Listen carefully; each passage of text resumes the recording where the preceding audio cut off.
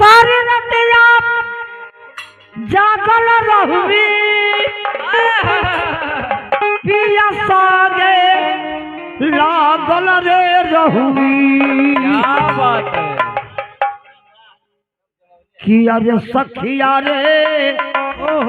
आहो सोखिया रे भोला बाप के तेरा सखिया लागल किया रे सखिया रे भोला बाप के तेरा सखिया लागल किया रे सखिया रे भोला बाप के तेरा सखिया किया रे सखिया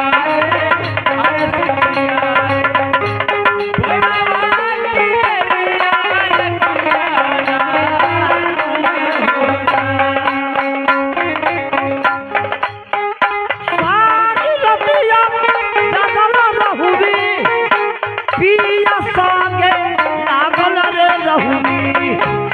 सारी रतिया जागल रहुवी पिया संगे लागल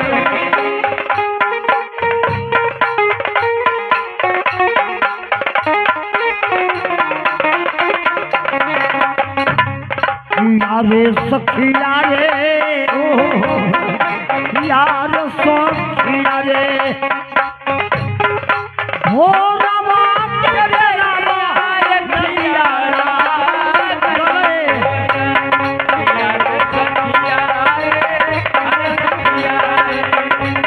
भोला बाप के तेरा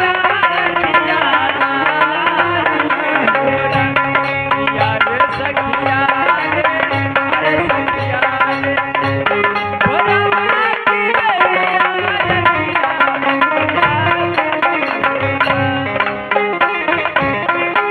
पागल हमसे भैली चूका जियरा में मुझे हुआ हमसे भैली चूका जियरा पागल हमसे भैली चूका जियरा में मुझे हुआ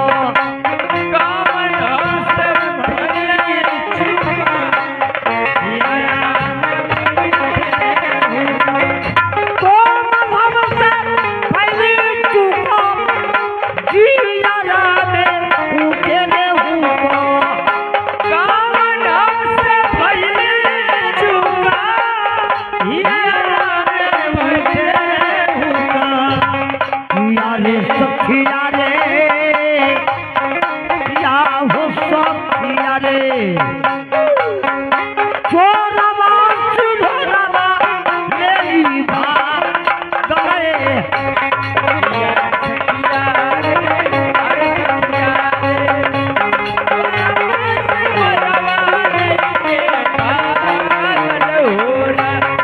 यारे सखिया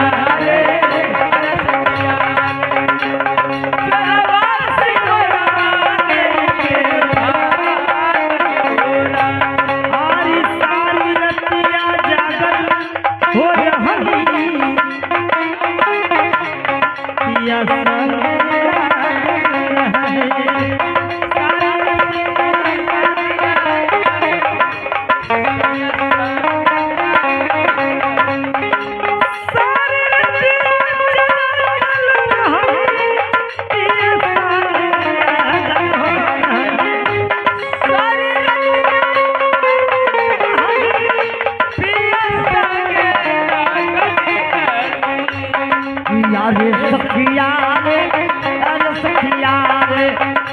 चोरवा सिधरवा मेरी बात गए यार सखिया चोरवा सिधरवा कहना है काम पूरा जुटी गई फूटी रे गई हे काम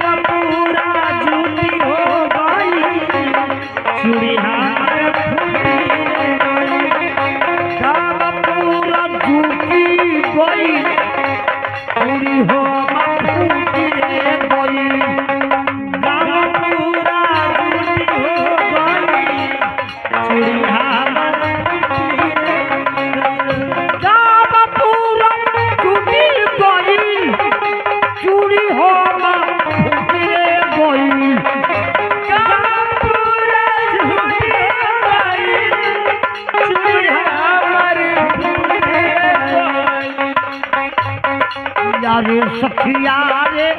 अरे सखिया रे उड़ गई गोरा के चादर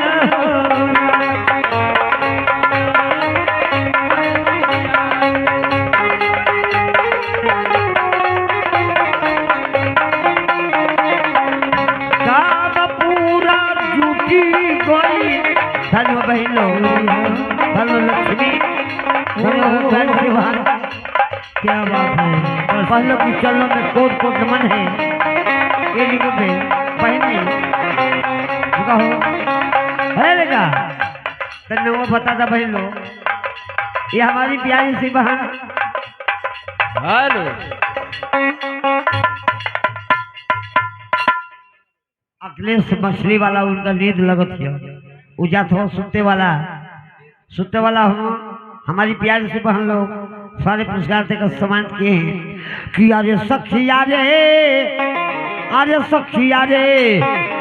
फूल गाँवे बोरा वाके था कलेरा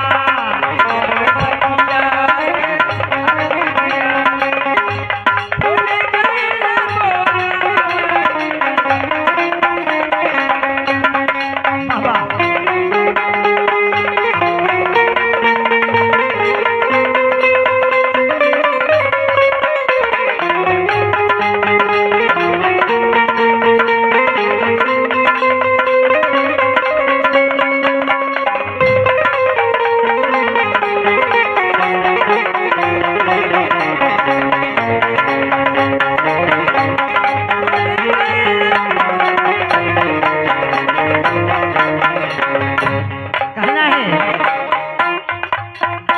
जहिया से यादी पड़ल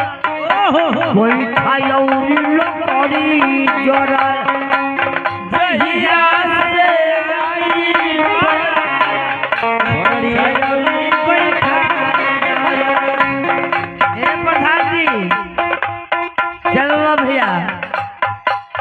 जहिया से यादी पड़ल गोईठा और लकड़ी जरल बड़ी मार के वाली बात हो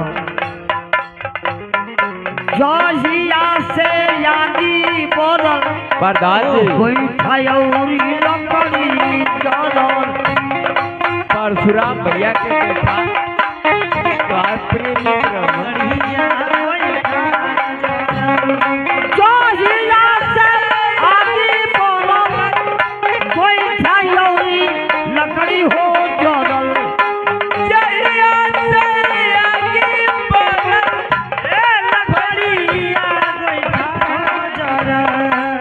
सखिया रे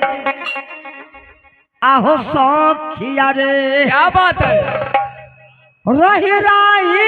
यारा में उठे हूँ कौन ना माना ये देखिए हमारे चैनल वाले भैया ना प्रधान के नाम प्रधान जी की तरफ से 101 रुपया पुरस्कार आए हैं ये देखिए हमारे नेताजी बाबूजी की तरफ से सम्मानित परिवार के लोग गरीबों का मसीहा अच्छा ये भाव पे हजारों रुपये अपने से देकर सम्मानित किए पूरा कैदा किया रे सखिया रे अरे सखिया रे रही रामे हूँ कले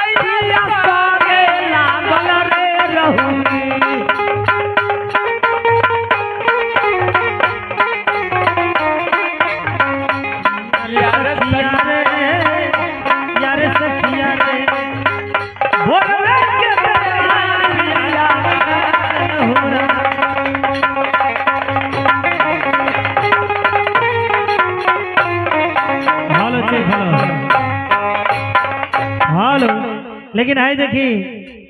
नौटंकी नाच आजमगढ़ वाह